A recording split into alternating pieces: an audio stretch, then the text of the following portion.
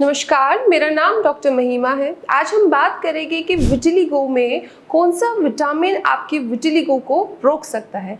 मतलब अगर किसी का अनस्टेबल विटिलिगो है तो कौन सा विटामिन आप लें जिससे आपका विटिलिगो स्टेबल हो जाएगा, रुक जाएगा, बढ़ने से रुक जाएगा। तो चलिए बात करते हैं विटामिन्स के बारे में। विटामिन्स का बहुत इंपॉर्टेंट रोल होता है हमारी बॉडी में।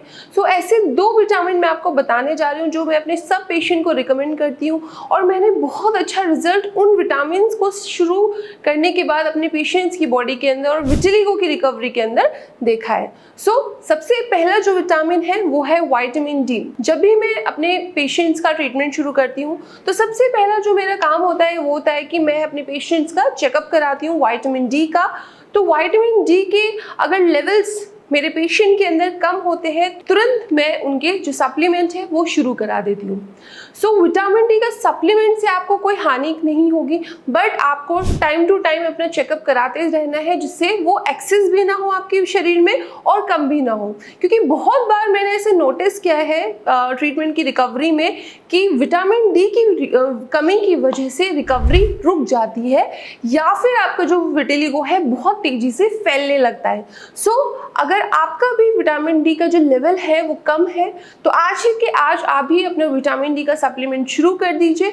विटामिन डी के सप्लीमेंट से कोई हानि आपके शरीर को नहीं होगी, कोई साइड इफेक्ट उससे नहीं होते हैं। सेकेंड जो विटामिन होता है वो होता है विटामिन बी12। ये विटामिन बी12 भी आपकी रिकवरी में बहुत ज़्यादा अहम रोल प्ले करता है। जैसे कि विटामिन डी करता है ऐसे ही आपको विटामिन बी12 के जो सप्लीमेंट होते हैं वो डेली बेसिस पर भी आप ले सकते हैं। डेली बेसिस पर जब आप लेंगे तो आपकी जो गट हेल्थ है वो भी इम्प्रूव होगी, ओवरऑल जो जनरल हेल्थ है आपकी वो भी इम्प्रूव होगी। और विटामिन बी12 की कमी की वजह से भी मैंने देखा है कि जो रिकवरी है विटिलिगो के पेशेंट में वो बहुत धीरे धीरे होती है और अनस्टेबल विटिलिगो बहुत तेजी से फैलता भी है। तो ये 2 विटामिन आज ही के आज शुरू कर दीजिए। अगर आपको कोई डाउट लग रहा है तो अपना चेकअप करा लीजिए। मैं आपको कुछ टेस्ट रिकमेंड करूंगी, जैसे कि आप विटामिन डी का टेस्ट करा सकते हैं, आप विटामिन बी12 का टेस्ट करा सकते हैं, आप अपने फोलिक एसिड का टेस्ट करा सकते हैं, इवन आप अपने थायराइड का जो पैनल होता है उसको करा के चेक करके देखिए कि थायराइड में तो कोई इशू नहीं है।